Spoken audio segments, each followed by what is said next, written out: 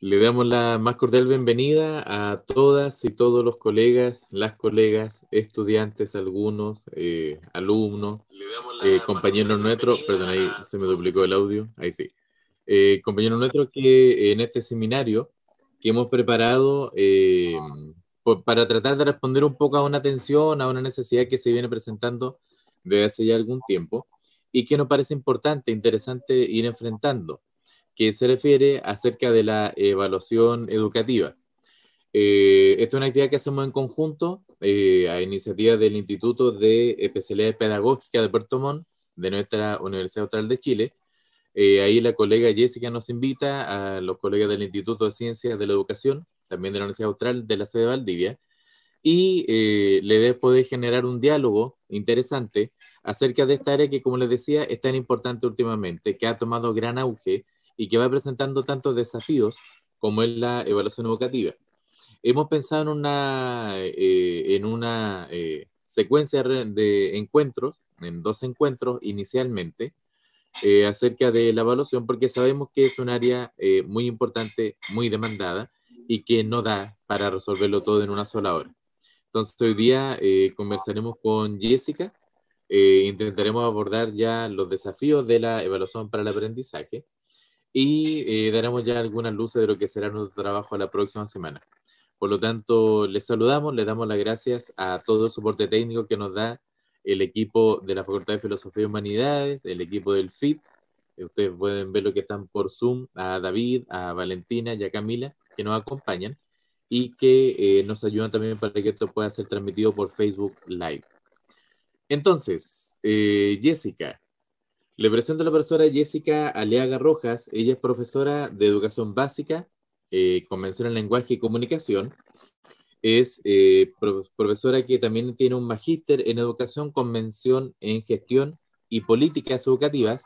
Ahí nos conocimos, somos ambos profesores y ahí hicimos trayectoria juntos, pero luego Jessica se especializa con un diplomado en medición de aprendizajes. Y actualmente es docente a cargo de la asignatura de evaluación para el aprendizaje y ha invitado también a sus alumnos de su asignatura para que nos puedan acompañar. En mi caso, yo soy profesor de la asignatura gemela aquí en la carrera de Educación Física, Deporte y Recreación de la Facultad de Filosofía y Humanidad en la sede de Valdivia. Y también tenemos invitados a algunos estudiantes para que nos puedan acompañar. Por lo tanto, deseando que lo que hoy día podamos conversar y ver sea provechoso para todas y todos, le damos la bienvenida y lo dejo con Jessica, colega. Gracias, Javier. Es un gusto saludar a todas y a todos los presentes. Tenemos participantes de la región de los ríos, de los lagos, de la séptima región del Maule, la región metropolitana, de Brasil y de Guatemala también. Por tanto, muy feliz y agradecida por la asistencia, por el tiempo que cada uno de ustedes se está dando para reflexionar sobre este tema que para mí es el centro de la docencia. Nosotros como profesores y profesoras siempre estamos evaluando. Acá hay personas que ejercen docencia en educación superior, que quizás no son profesores inicialmente, en su formación inicial, pero se dedicaron a la docencia y están enseñando, están evaluando. Hay profesoras que trabajan en el ámbito rural, quizás unidocentes, estudiantes de diversas pedagogías. Por tanto, este encuentro es un proyecto súper rico. Yo valoro la diversidad que está hoy presente. Estuvimos viendo el formulario de inscripción y la verdad es que las características de todos quienes están aquí son diversas, ricas, complementarias y nuestra ambición es poder generar un diálogo. No dar recetas, debes hacerlo así, de esta u otra manera, sino que, primero que todo, rescatar el sentido y la coherencia de la evaluación. ¿Para qué evaluamos? Esta es un área que tradicionalmente no ha estado presente en la formación inicial docente. Por ejemplo, Sin embargo, a quien ejerce la docencia en cualquier ámbito del sistema educativo, se le exige evaluar de buena forma, bajo ciertos estándares, con criterios técnicos pedagógicos específicos, que muchas veces desconocemos como profesores. Entonces, es necesario detenernos y reflexionar al respecto. ¿Cómo lo hacemos? ¿Cuál es el sentido? ¿Para qué? ¿Solo para medir aprendizajes? ¿Certificar? ¿Ver cuánto y cuantificar, valga la redundancia, en un número el proceso, el progreso o el estado de nuestros estudiantes? Como si fuese una fotografía. Entonces, abordar en una hora tantos aspectos de la evaluación educativa, se nos hace un proyecto bastante ambicioso. Nos gustaría saber a nosotros como docentes que trabajamos en la Universidad Austral de Chile, qué piensa la gente que tiene que ejercer esta labor. Esta labor que hoy está a distancia, que muchos colegios ya no se están cuestionando el decreto 67, cómo implementarlo, la nueva política para el fortalecimiento de la educación en el aula, sino que no, quizás en muchas escuelas y colegios se están preguntando, ¿cómo pasan los estudiantes de curso? ¿Cómo evaluamos a través de un teléfono, a través de un computador, a través de internet? Había una pregunta que por allí estaba en el formulario: ¿cómo evaluamos formativamente a distancia? Entonces, esta temática ha tomado fuerza, ha tomado valor, pero siempre ha estado.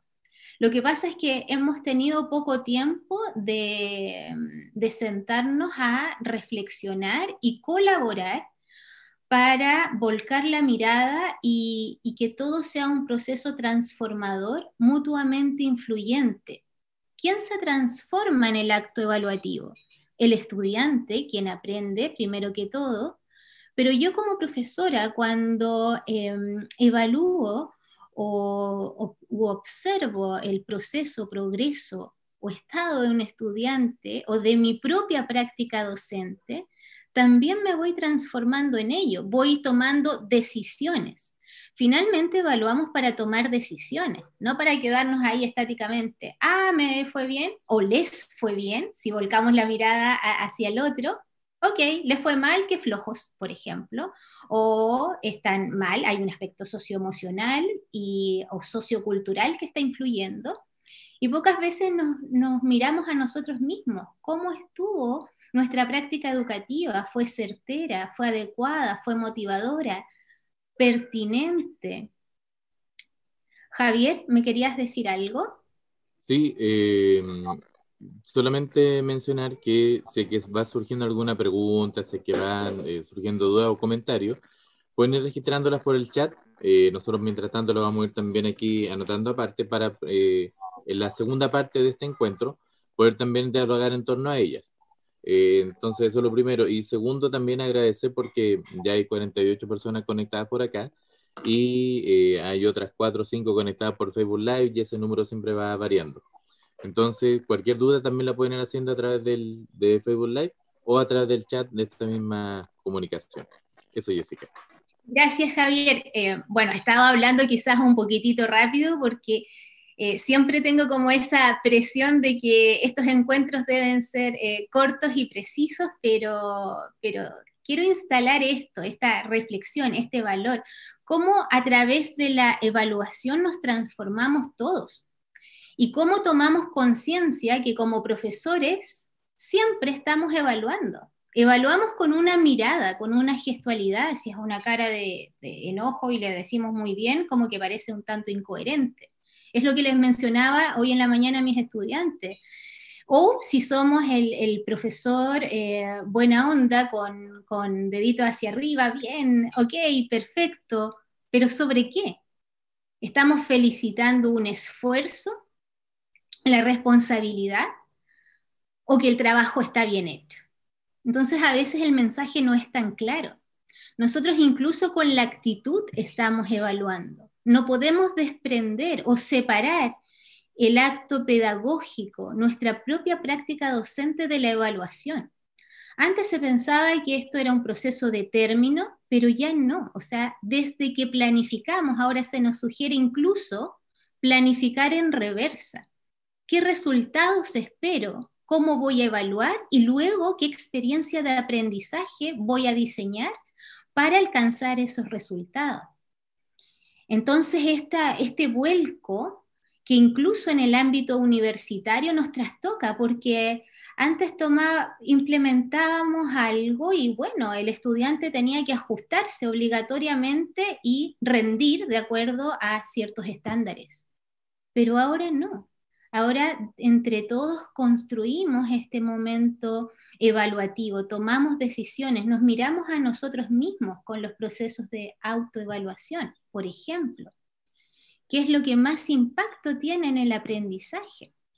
Un profesor en ejercicio me preguntaba hace un tiempo, ¿qué valor le doy a la autoevaluación? Porque antes no existía, nunca estuvo en nuestra trayectoria como estudiantes o quizás en el ámbito universitario, no había sentido. Autoevaluación, me otorgo un 7 y así subo el promedio o la calificación final.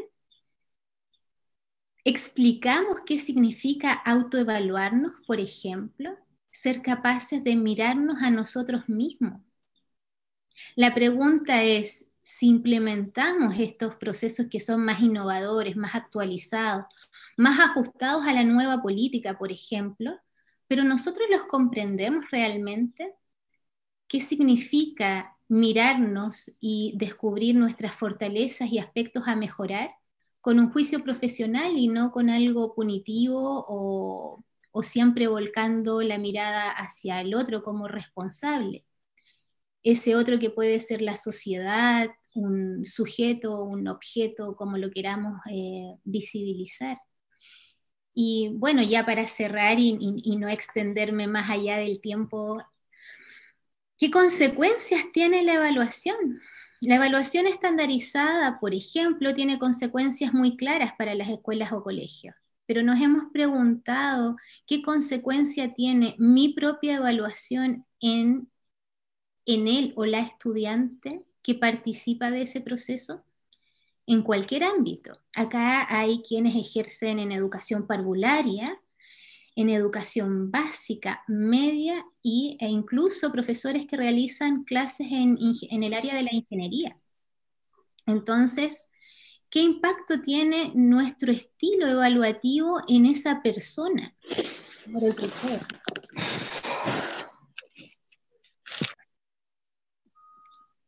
Es importante preguntarnos el para qué evaluamos siempre. No es solo para cumplir un determinado proceso, para cumplir con un programa, sino que tiene una trascendencia y un significado que impacta en las familias, en la emoción, en la actitud, en el compromiso o esfuerzo que coloquen nuestros estudiantes en determinada tarea y que esta evaluación tenga un sentido, tenga un significado, que el estudiante comprenda que esto sirve para algo y puedo tomar una decisión para mejorar mi propio aprendizaje. Me puedo responsabilizar por ello. Puedo generar una estrategia para no lograr necesariamente un objetivo, para algo que sea útil en la vida cotidiana, por ejemplo, para avanzar en mi construcción como un determinado profesional, un profesor de matemáticas, un profesor de educación básica, un ingeniero, un profesional del área de la salud. Todos constantemente estamos evaluando de forma consciente o no planificada. Insisto, con un gesto, con una mirada, con un ícono, con un símbolo, siempre estamos evaluando. Y de ello debemos ser conscientes para hacerlo cada vez mejor, ajustándonos a los criterios de calidad que nos compete como profesores, pero no descuidando la función más importante de la evaluación, desde mi perspectiva personal. La función motivacional, que muchas veces olvidamos. Está la función formativa, la función sumativa, que está instalada hace mucho tiempo, pero la función motivacional se nos olvida.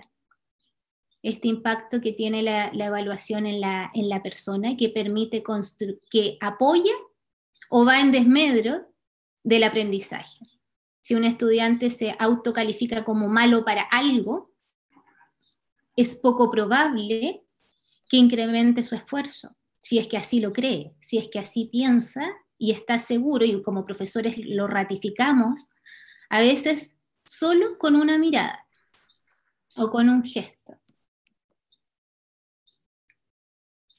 Bueno, ahora como el título dice, este encuentro es un diálogo, no queremos apoderarnos de la palabra con Javier, sino que la invitación es a conversar, qué experiencias tienen, qué podemos construir entre todos y desde la diferencia que está acá. Por acá ahora ya me doy cuenta de que hay jefes de UTP, que hay un abanico aún más amplio, por ahí hay quienes reconozco y les mando muchos cariños, a estudiantes, profesores, a quienes fue también mi profesor, por ahí está. Entonces, Javier, si quieres dar la palabra para alguien que haya levantado su mano, que quisiera comentar y construir. Esa es la idea, este es un encuentro que invita a dialogar, no a dar recetas ni a decir lo que hay que hacer, sino a descubrir qué pensamos como docentes en el área que estemos ejerciendo, porque la evaluación es transversal a todos los ámbitos. De allí su importancia. Gracias, Jessica. Bajo la lógica de un diálogo, de una conversación, nosotros habíamos abierto hace un par de días un formulario para ir recogiendo algunas preguntas. Hay varias preguntas que aquí son súper interesantes de abordar, pero siempre es bueno tener primero la emergencia. No sé si alguno o alguna de los que nos acompañan quisiera consultar algo, quisiera comentar algo acerca del sentido que le vamos dando a la evaluación. Jessica ha planteado ya varios puntos elementales. Primero, que hay una relación, pero no es identificación entre una evaluación y una medición, que es un concepto polisémico en donde toma varios sentidos según el ámbito donde yo me encuentro, que hay una función que poco se ha explorado, pero que últimamente se le está dando mucha importancia, como es la función motivacional de la evaluación. Es decir, hay varias ideas donde nos gustaría que ustedes pudieran, desde sus campos de desarrollo, de sus conocimientos, desde sus inquietudes, hacernos algunas consultas. Entonces, dejamos abierto el espacio. Si es que alguien quiere levantar la mano, si es que alguien quiere consultar. Alberto levanta la mano y pide la palabra por mientras, y el resto puede ir pidiéndola a medida que nosotros vamos a ir organizando. Alberto. Sí, buenas tardes, colegas, profesoras, profesores, gusto en saludarles. Felicitaciones a Jessica y a Javier por la organización de este evento. Mi nombre es Alberto Galás, del Instituto de Ciencia y Educación, profesor de Historia, con experiencia en liceo, previamente antes de entrar trabajar como formador de profesores y profesores. Y quisiera plantearles mi experiencia en función de lo que es el trabajo actualmente que estoy realizando con futuras profesoras y profesores, particularmente en una asignatura que se llama evaluación de aprendizaje. Y particularmente en el análisis de lo que es el nuevo decreto 67 de evaluación, ¿sí? Y de las concepciones o de las definiciones que allí hay.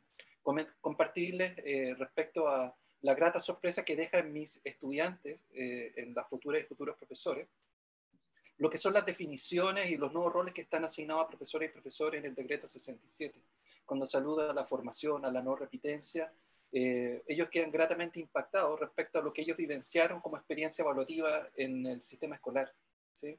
De la evaluación más bien situada al final de los procesos, de evaluación sin mucha entrega de información para poder atender lo que es el desarrollo de su aprendizaje o construcción de su aprendizaje, y muchas veces también la evaluación utilizada más bien como una forma de castigo o la evaluación punitiva. Entonces, creo que el decreto 67 marca un hito respecto a lo que es acercarnos hacia una visión, una definición más rica, más integral de lo que pudieran ser los procesos evaluativos para una evaluación efectivamente educativa y formadora.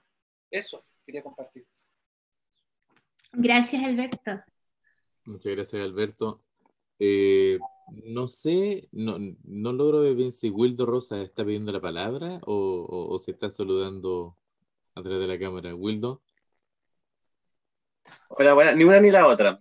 Estoy con la mano en el teléfono, no se preocupe, continúe nomás. Muchas gracias, Wildo. Nos habían hecho ya algunas preguntas antes y quizás sea bueno aprovechar de tocarlo ya que Alberto mencionó la importancia y la relevancia que va tomando para un nuevo sentido de la evaluación, el decreto 67. Alguien pregunta, ¿la evaluación ideográfica es compatible con el decreto 67? No sé si quieres tú misma, Jessica, comentarlo o tomamos varias preguntas. No, yo solamente quiero comentar que esa pregunta la realicé yo ayer. Disculpen, buenas tardes a todos y a todas. Soy Pamela Asensio, UTP de la Escuela Pedro Velázquez Fontes de Chiloé. Sí, esa pregunta la hice yo y como que quiero quizás aclararla un poquito más. Lo que pasa es que me produce como cierta discrepancia el hecho de que, bueno, ustedes obviamente saben que hay varios tipos de evaluaciones y en eso también está la evaluación criterial o la evaluación ideográfica. Se plantea en el decreto 67 ya hace mucho tiempo que los niños, por ejemplo, con necesidades educativas especiales igual puedan alcanzar los mismos objetivos de aprendizaje basados en el currículum, pero que obviamente nosotros tenemos que ir de cierta forma que las barreras, digamos, del aprendizaje están en el contexto y no en ellos, como ir cambiando un poquito ese paradigma. Pero aún así por más esfuerzos que hagamos en ese sentido, hay estudiantes, por ejemplo, ahora con el tema del sistema de admisión escolar, nosotros de repente uno matricula ciegas, por así decirlo, en el sentido que hemos tenido, por ejemplo, alumnos con por ejemplo, síndrome de Down que han ingresado a nuestra escuela y que es difícil que ellos puedan avanzar en el currículum para todos, para todo el nivel. Entonces, en ese sentido, la evaluación ideográfica cobra sentido para mí en el sentido de que los estudiantes avanzan de acuerdo a ellos mismos, a sus mismos progresos y no respecto a un estándar que hay en el curso. Entonces, siento que de ahí hay como una cierta discrepancia en eso, así como todos tenemos que llegar a lo mismo por diferentes caminos que nosotros como profesores los vamos a través de estrategias que se diversificadas, vamos a lograr que todos lleguen al mismo objetivo, pero aún así creo que es difícil, sobre todo para los niños con necesidades educativas permanentes. Como que no veo mucho eso en el decreto 67. Muchas gracias Pamela por la aclaración. Jessica, si te parece voy a comentar un dato que dice la colega.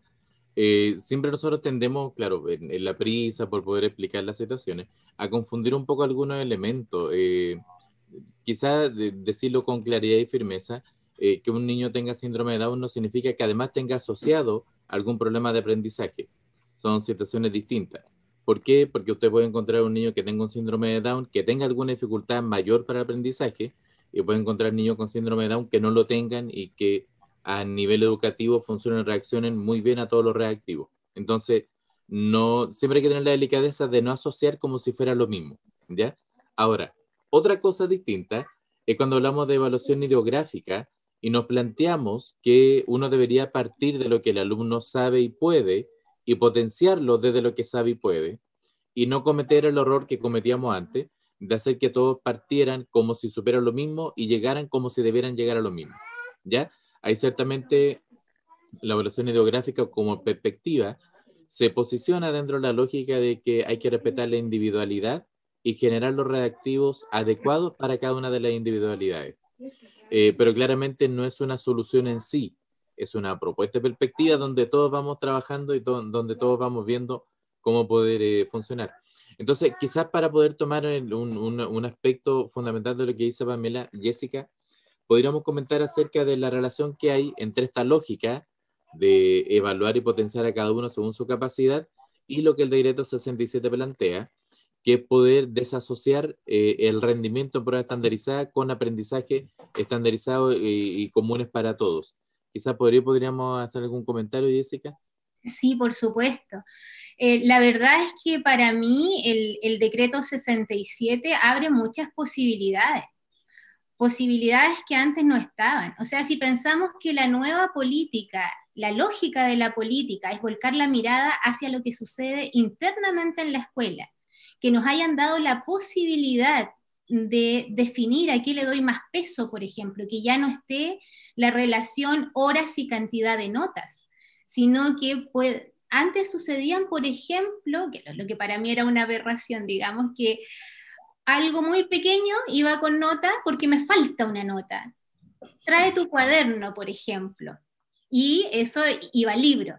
Luego, algo coeficiente 2 también va libro. Todo es importante y a la vez nada es relevante. Entonces, si tenemos esta diferencia, a lo mejor va a haber un trabajo que va a tener una ponderación mayor y vamos a tener una evaluación más justa en términos de esfuerzo y también de respeto a la diferencia, a la diversidad, porque cuando planificamos nuestra clase, también pensamos en la diferencia de cada uno de nuestros estudiantes. Y si planificamos la clase, la experiencia de aprendizaje, la evaluación también debe estar planificada pensando en esta diferencia. Y si volvemos a la esencia, que es volcar la mirada hacia lo que sucede en el aula, y se nos pide dos cosas en esta política o en este decreto: mejorar los procesos formativos o darle la importancia y relevancia que merece. Aquello que nos permite darnos cuenta o tomar conciencia de los aprendizajes. Nosotros como profesores, que también estamos constantemente aprendiendo, y nuestros estudiantes. Estudiantes normales no existen, porque todos somos diferentes, ¿cierto? Entonces, desde la evaluación, la mejora de la evaluación sumativa con instrumentos cada vez más precisos que sean comprensibles para los estudiantes, para los apoderados, que sean justos en términos de cuánto peso le otorgo a ello, y con la evaluación formativa de un modo transversal y que esté siempre presente, entonces yo no veo disociación entre esta evaluación ideográfica y lo que pretende el nuevo decreto o la política que está ahora en proceso de instalación, sino que yo lo veo como una oportunidad para las escuelas para mejorar sus reglamentos internos de evaluación y hacernos cargo de aquello que había quedado fuera. Antes no teníamos esa posibilidad o no nos habíamos detenido a pensar cómo evaluamos mejor y lo dejamos instalado incluso a través del reglamento, en un documento formal al interior de la escuela.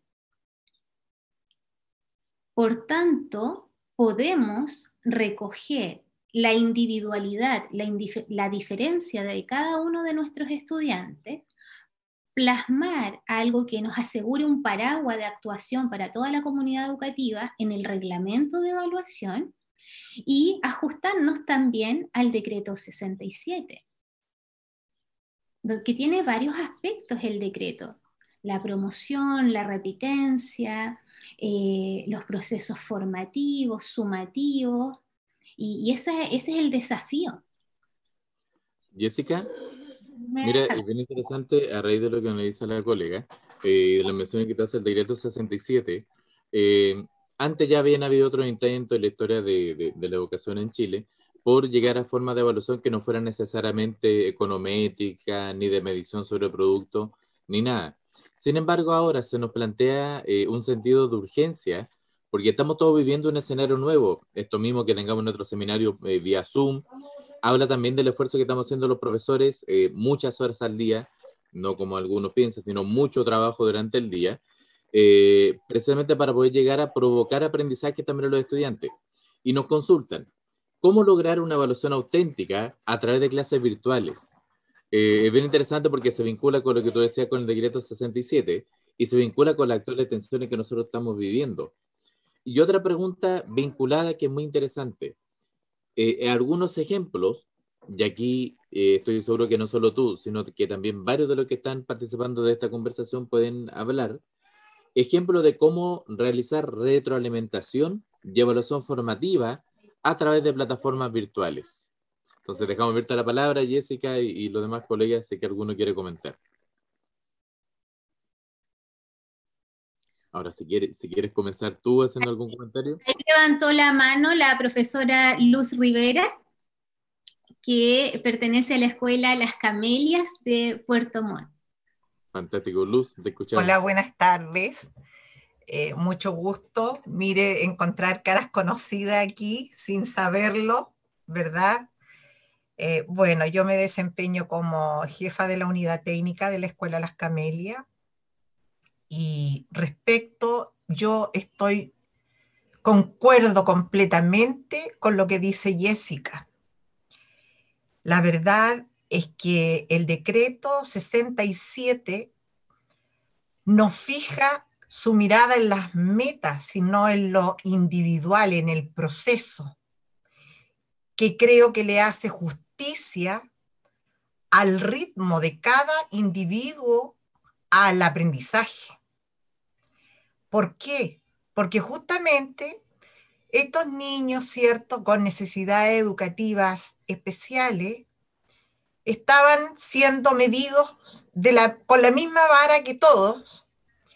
Se le aplicaban evaluaciones sumativas, cuando sabemos que ellos, ¿cierto?, de acuerdo a su condición, tienen su propio ritmo de aprendizaje, tienen además la retención de información, en algunos casos es a corto plazo. Por lo tanto, considero que el decreto 67 le ha venido a dar flexibilidad a la individualidad y no al grupo curso, al respeto al individuo, ¿ya? También le ha dado una herramienta al profesor para que el profesor pueda ajustarlo de acuerdo al conocimiento que tiene de las características de los individuos o de las personas que atiende, y no de un grupo curso. Lo que deja en claro, ¿cierto?, que el decreto 67 viene a poner énfasis más que en la meta final al proceso, que es muy importante, porque a veces, y siempre cuestioné lo del famoso, la nota del cuaderno. Si bien es cierto, la nota del cuaderno, si uno lo hace, lo va monitoreando de manera periódica, constante, claro, se merece evaluarlo, ¿cierto? Pero si yo lo evalúo a final de año, porque me hace falta una nota, qué injusticia para aquel niño que durante todo el año mantuvo su cuaderno al día, y aquel niño que a última hora se consiguió la materia, lo pasó rápidamente, presentó un lindo cuaderno, pero durante el año no lo tuvo.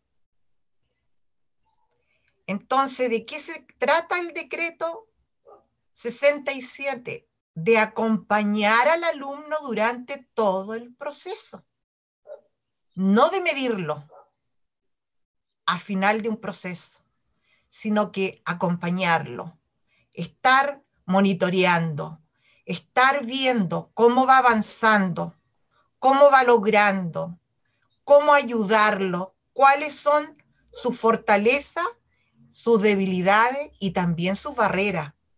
Y ahí tiene que estar el profesor atento, ¿cierto?, a ir despejándole el camino. Solo esa es mi opinión. Muchas gracias, Luz, por sus palabras, por estar acá, por su experiencia en donde es difícil, digamos, trabajar, donde se requiere más vocación. Y me alegra mucho que esté acá y que nos nutra con su mirada. Muchas gracias, Luz. Y otra cosa, respecto a la retroalimentación, por ahí algo hablaba de la retroalimentación, cómo poder hacer vía online. Bueno, les voy a contar la experiencia de mi escuela. La verdad es que solo el 32% de nuestros alumnos en la escuela tiene la posibilidad, a veces, de tener un aparato y conectarse. Por lo tanto, nosotros trabajamos en modalidad mixta. Con los séptimos años que recién recibieron su... Esto es increíble, fíjense. Los séptimos años recién todos los alumnos recibieron su PC con su módem. Por lo tanto, ellos no tienen excusa de no poder, ¿cierto?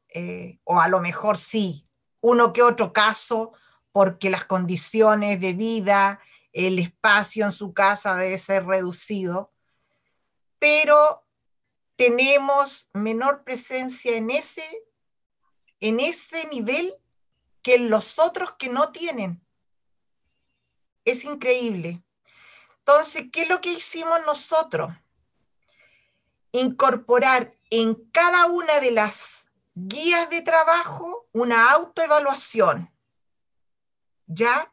E ir monitoreando de manera sistemática y haciendo la retroalimentación. Algunos profesores han implementado cápsulas educativas que pueden ser bajadas al teléfono a la hora que el apoderado llegue de trabajar o a la hora que el niño pueda hacerlo, ¿ya? También se implementó una plataforma en YouTube, en educación física, ¿ya? Para poder llegar a los niños, porque nosotros sabemos y nosotros lo vemos en los recreos, todos los niños con celular. La mayoría, no hay niño que no tenga celular. Pero ahora las condiciones, claro, sabemos que cambiaron. Papá sin trabajo, no tienen internet, o si lo tiene el papá y no en el teléfono del niño porque es un gasto más y tienen que esperar que llegue el papá. Entonces, nosotros instauramos una forma de retroalimentación en todas las guías, una autoevaluación formativa. También implementamos una carpeta pedagógica que la recogimos ahora en agosto, en donde vamos recién, y eso lo debo reconocer, porque nuestra principal barrera han sido justamente los medios tecnológicos, el medio tecnológico para nuestros niños que están en desventaja, ¿ya?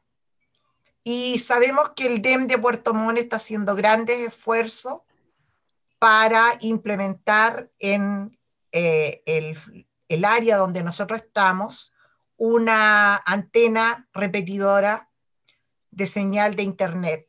De hecho, nuestro local también tiene una señal abierta que el alumno a cierta cantidad de metros puede ir a bajar el material ahí y bajarlo a su celular o a su computador, a lo que tenga a mano para poder trabajarlo.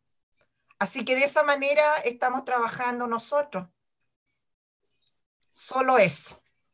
Es bien interesante lo que dice Luz, porque junto con agradecer el testimonio que se está viviendo en la escuela, también nos hace darnos cuenta de que hay una relación que no se puede no asociar directamente la evaluación con los demás recursos de aprendizaje con que disponemos en la escuela. Y la evaluación en estos periodos tan complejos, como todos los demás recursos de aprendizaje, se ven tensionados, se ven cuestionados, se ven cada vez más requeridos, porque evaluar también se transforma en un acto de justicia, porque aprender es un acto de justicia. Luego, ¿cómo podemos generar, y eso está a la base de la lógica de la evaluación auténtica, cómo podemos generar evaluaciones que no solamente sean correctas, técnicamente construidas, sino que más sean justas con el proceso, con el esfuerzo, con el trabajo de los estudiantes?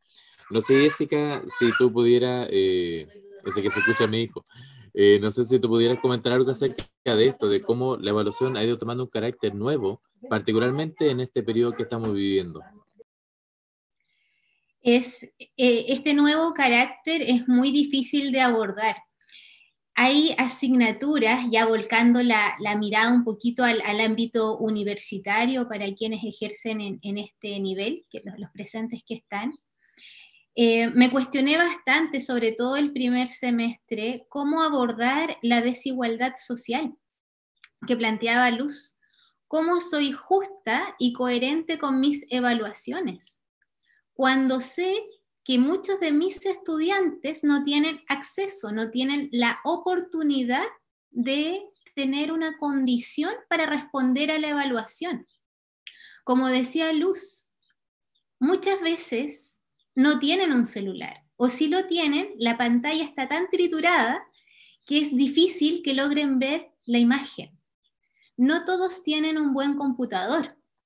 Un computador que se pega, un computador que es muy lento, un computador que no tiene la condición para responder a una plataforma sensacional que a lo mejor estamos implementando en algún nivel. Si el estudiante no tiene la condición para poder acceder, no tiene la oportunidad, entonces, ¿por qué estoy implementando ese tipo de evaluación? Es lo que me cuestioné y me hizo reflexionar. ¿Cómo lo hago de modo de generar un paraguas justo y coherente para todos, no para algunos? No para aquel que tiene internet en su casa y un buen computador a una buena velocidad, sino que cómo garantizo oportunidades de desempeño de lo que estoy pidiendo.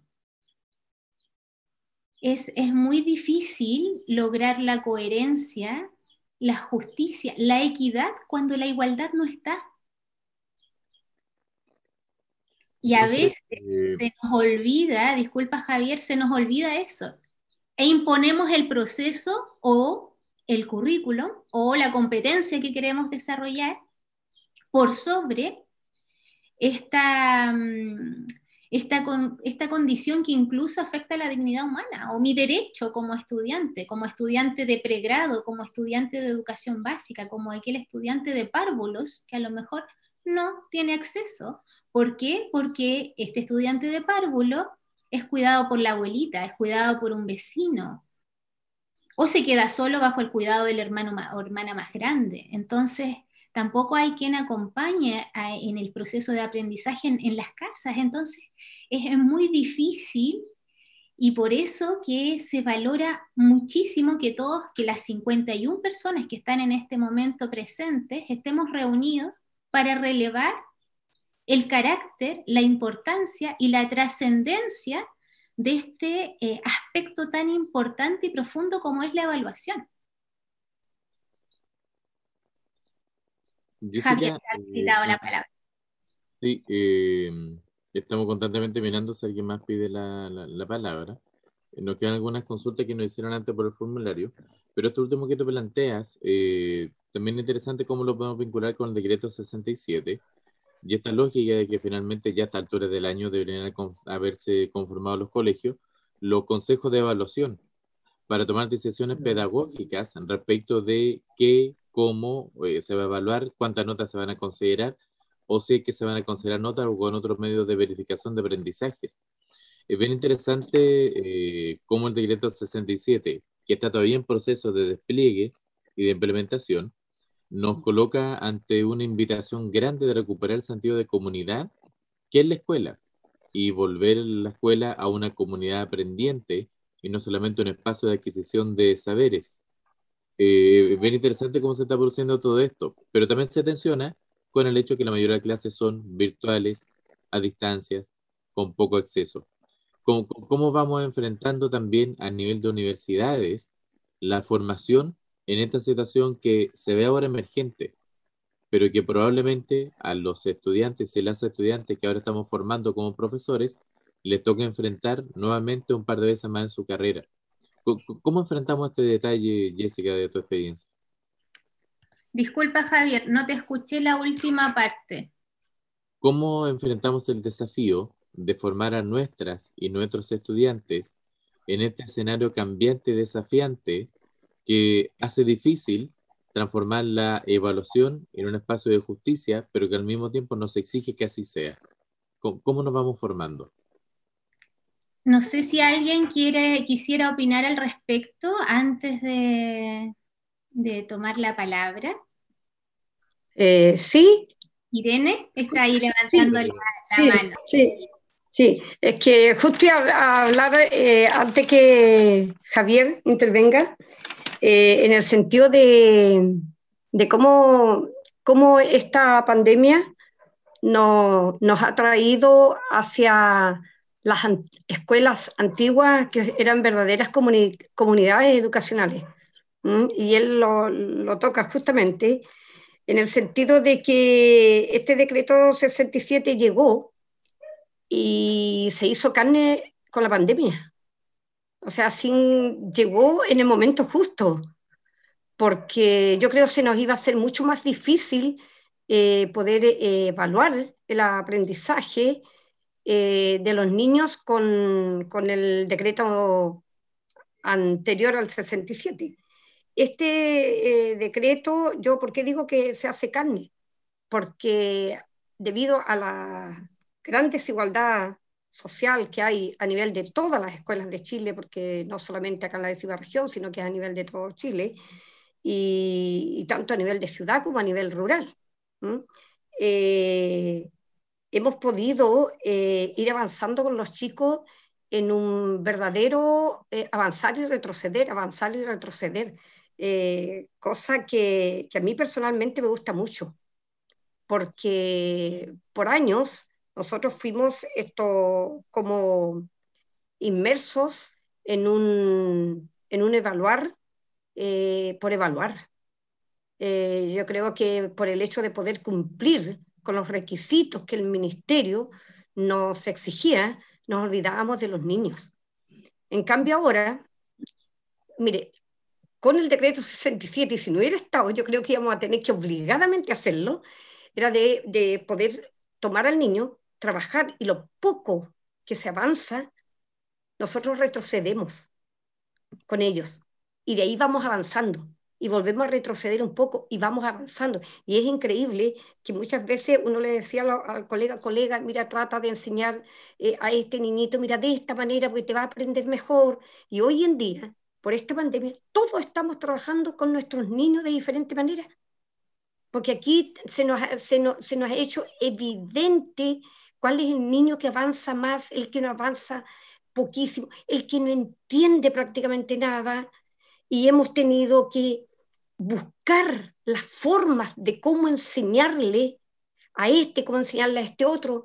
Yo he tenido que ir a casas, y digo que gracias a Dios que pude ir a casas, porque vi lo lejos que vivían mis alumnos, en donde yo llegaba hasta un monte y tenía que dejar el auto ahí porque después no podía seguir, y de ahí tenía que hacerlo a pie. La primera vez embarrada entera porque fui de zapatillas sin saber que tenía que ir un tremendo barrial, y después ya tuve que adquirir las botas. Entonces, todo eso a nosotros como profesores nos ha enriquecido, y como grupo, escuela, yo trabajo como directora y trabajo como docente de lenguaje, segundo ciclo, y tengo 38 años de servicio en el sector rural. Entonces, me las he pasado todas. Pero hemos podido ver cómo en la escuela nosotros hemos buscado las instancias para poder juntarnos y conversar. ¿Qué podemos hacer? ¿De qué manera lo podemos tomar? Mire, la profesora de séptimo viendo la problemática de tercero, viendo cómo poder ir avanzando con el niñito de kinder. O sea, todos hacemos, o sea, estamos en un todo, y qué bonito que se haya podido dar eso. Y lo otro, que el hecho de estar también a distancia o remota, yo he tomado cualquier cantidad de conferencias que han dado, capacitaciones que han dado, porque me he dado el tiempo para poder ir aprendiendo más. Estoy a puerta de jubilar, pero para ir aprendiendo más y cada vez ir siendo la mejor docente que ese niño requiere, porque no es que el país requiere, sino que ese niño requiere, que esa mamá quiere un profesor involucrado 100% en el aprendizaje de su hijo. Así que, como le digo yo, la pandemia yo creo que nos ha favorecido como docentes para poder echar una miradita atrás y cómo estábamos haciendo las cosas. Así que ese era el alcance que quería hacer. Muchas gracias, Irene, por tu testimonio y por tu reflexión. Bien interesante cómo finalmente los profesores y las profesoras somos capaces de sacar del defecto la virtud, ¿no?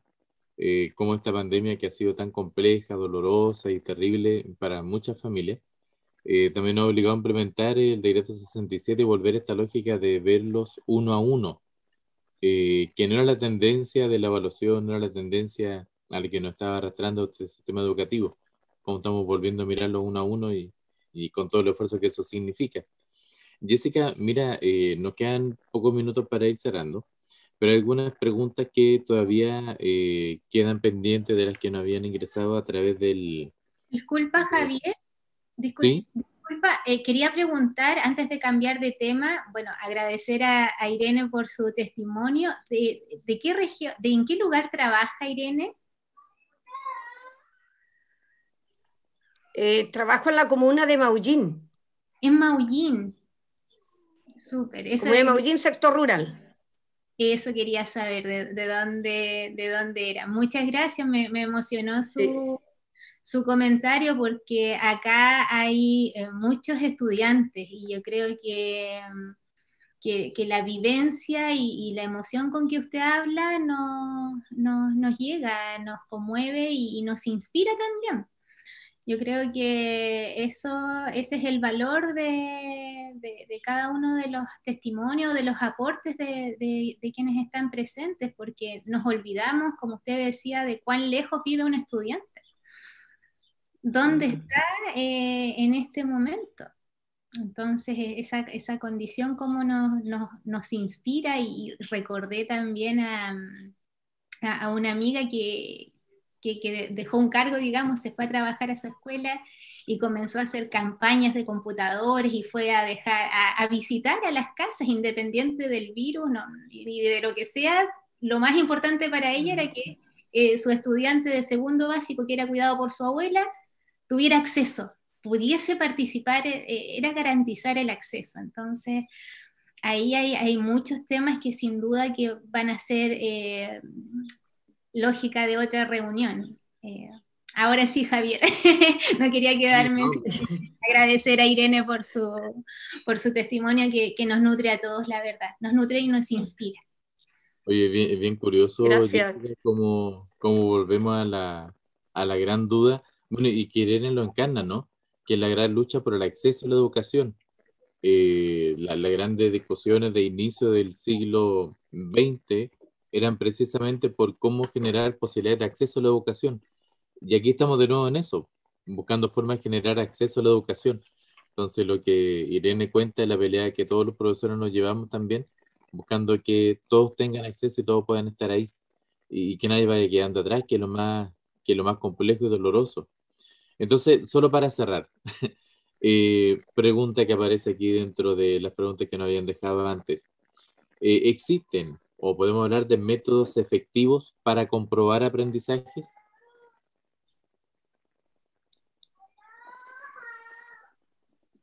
Jessica.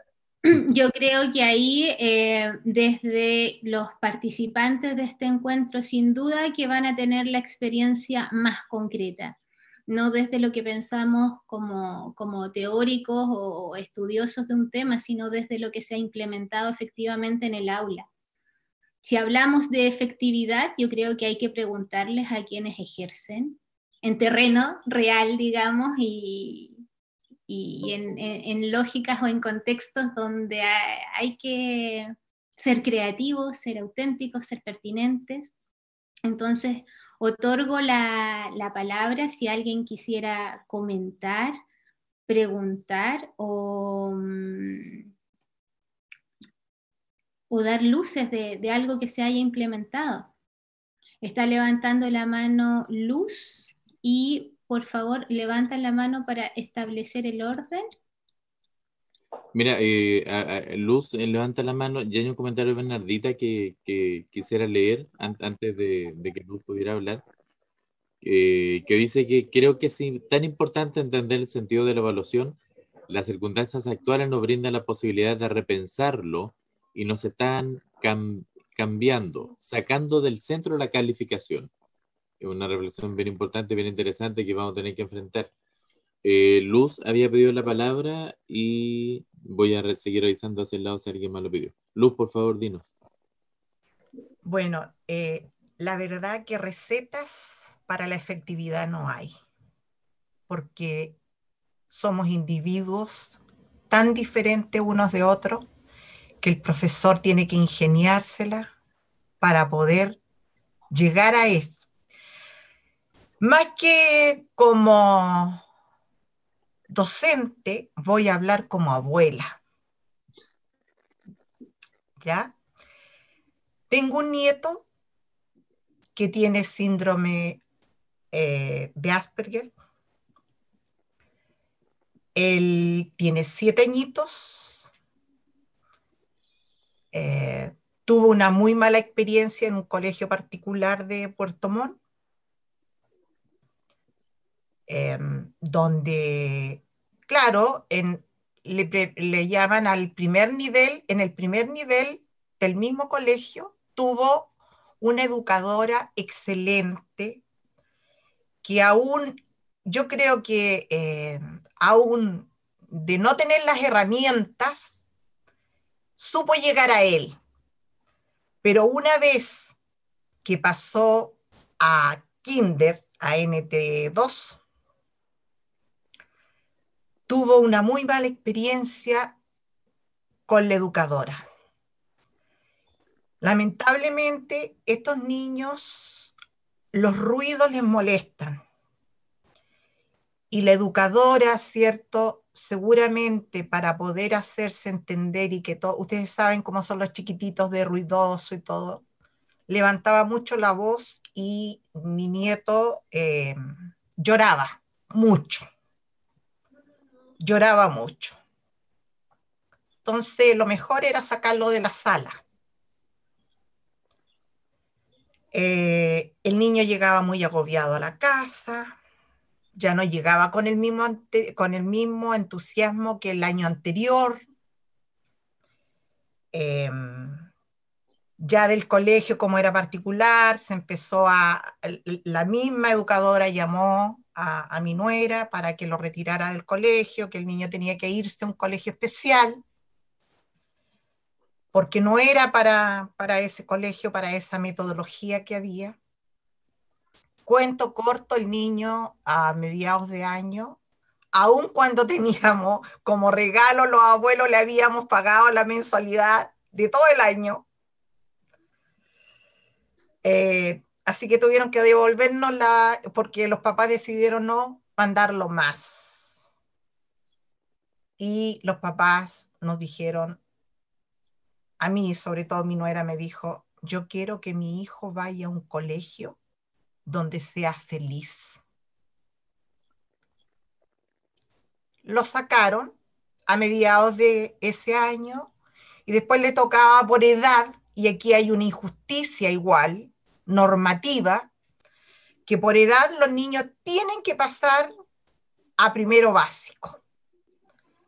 Y también lo tenemos en este momento que estamos viviendo en la escuela, un caso de una niña con síndrome de Down, en que no tiene las herramientas para pasar a primero básico. Y los papás lo saben. Quiere que repita el kinder para que siga instrucción y todo lo que significa. Nosotros generalmente en primero básico no bajamos de los 40, 45 niños. Por lo tanto, en el caso personal, mi hijo con mi nuera se fueron a la DEPRO y ellos quisieron que repitiera el kinder, pero en otro colegio. no lo voy a nombrar, excelente. Un colegio particular subvencionado, muy pobre, donde reciben muchos niños con condiciones diferentes. Lamentablemente nos llegó la pandemia, ¿cierto? Él pasó a primero básico. Por lo tanto, yo me hice cargo de él. Gracias por la pandemia, gracias, Señor, porque tenemos que verle el lado bueno. ¿Y sabe cómo yo me propuse? Que en junio, julio tenía que tenerlo leyendo. Su debilidad son los animales. Por lo tanto, todos los días, él ahora me está esperando para que yo baje a hacerle su clase. Él ya lee cualquier texto, escribe manuscrita. Ustedes saben que estos niños con este síndrome, su mayor dificultad es la motricidad fina. Pero lo logré a través de lo que más le gustaba, los animales. Él, su adoración son todos los animales de granja. Por lo tanto, en cada clase que tenemos, él tiene sus propios alumnos. Tiene una corrida sobre su mesa, una corrida de animales. Y todos participan de la clase. ¿Ya? Y como él le entiende al lenguaje animal y yo no le entiendo, él les traduce. Está leyendo todo tipo de texto, escribe manuscrita, escribe al dictado. Lo que más le ha costado un poquito entender, porque ellos son muy concretos, ¿ya? Entender el poder sumar mentalmente, restar mentalmente. Pero también he metido a todas sus mascotas que tiene, a sus peluches. Hoy día me trajo de alumno, está esperando una cobra de peluche, y yo le digo que les tengo, terror, pero mira, Lela me dice, sí, tócala, es suavecita, ya la toqué. Y tenemos un tigre enorme que le regaló el abuelo. Esos son nuestros 2 alumnos. Ayer tuvimos un perrito y tuvimos una ovejita bebé. Entonces, con esto les quiero decir, colegas, que no existe receta. Solo existen personas. Solo eso. Muchas gracias Luz. También hay harta otra persona que por el chat te están agradeciendo por el testimonio. De una hermosa forma también de terminando este primer encuentro. Nosotros cuando nos planteamos esto con Jessica, cuando Jessica me invita, sabíamos que en un día no íbamos a alcanzar, en una hora no íbamos a alcanzar a ver todo lo que era la evaluación. Pero es muy hermoso lo que tú nos dices, Luz. Y recuerda mucho lo que escribió hace poco Francisca Olivera, que decía: muchas gracias por la reunión, soy estudiante de pedagogía y me encanta escuchar estas historias. Francisca, no son solo historias, es lo que vamos viviendo y lo que los profesores vamos implementando. Y Luz nos da el testimonio de eso. La evaluación no es solamente una técnica, no es solamente un aprender a construir instrumentos. La evaluación es hacernos cargo del aprendizaje de todas y todos, ojalá con el mismo amor que Luz le tiene a su nieto, pero cuando menos sí con el mismo cariño y la misma dedicación. Jessica, si quisieras despedirte y también hacer la invitación para el próximo jueves encontrarnos. Sí, Javier, gracias a Luz por su testimonio. Me hace recordar, me tomo las palabras de Alberto, que en algún minuto dijo las grietas que se producen de esta pandemia, desde donde emergen cosas buenas, elementos lindos, inspiradores, buenas prácticas que nos hacen volver a la esencia. Y en este ratito he reflexionado donde me queda dando vueltas. Quiero que se eduque donde sea feliz, quizás donde se eduque desde la virtud de las personas, cómo educamos desde las fortalezas, desde los gustos e intereses. Y ese respeto que se merece ese niño de 7 años, también lo merecen nuestros estudiantes de 20, de 30 años. Entonces, también debemos colocarnos en el lugar del otro. No pensar que porque son adultos jóvenes o adultos más viejitos, no merecen este mismo respeto y este mismo cariño, esta misma justicia, esta misma coherencia y compromiso pedagógico. Con eso debiese, o sea, no debiese, con esto ya quisiera cerrar, agradecer a todos los presentes por estar acá, por darnos el tiempo en esta invitación pública y que no está bajo ninguna norma, digamos, obligatoria. Y así construimos instancias ricas, gratas, desde donde emergen fuentes claras de inspiración y motivación como docente. Muchas gracias, Jessica. Lo dejamos todo invitado porque la próxima semana vamos a continuar conversando con todos ustedes y vamos a tomar la perspectiva de la evaluación auténtica. Hoy día no queríamos entrar en la evaluación para el aprendizaje, el testimonio de ustedes, de Alberto, Pamela, Luz, Irene y todos cuantos fueron preguntando, interactuando a través del chat, nos van ayudando, y la próxima semana ya enfrentaremos esta nueva lógica, este nuevo paradigma de la evaluación auténtica, en donde esperamos que también sea de interés para ustedes y también les sirva a nuestras y nuestros estudiantes. Así es que, a nombre de la Universidad Austral de Chile, a nombre del Instituto de Especialidades Pedagógicas de Puerto Montt y del Instituto de Ciencia y la Educación de Valdivia, le damos las gracias a través del programa de formación inicial docente. Le vamos a reiterar tanto las invitaciones como la dirección donde va a quedar grabada esta sesión, y esperamos encontrarnos el próximo jueves a las 4 de la tarde. Así es que estén muy bien, colegas, y nos estamos encontrando. Que estén bien, adiós. Adiós, muchas gracias. No se olviden, próximo jueves a la misma hora.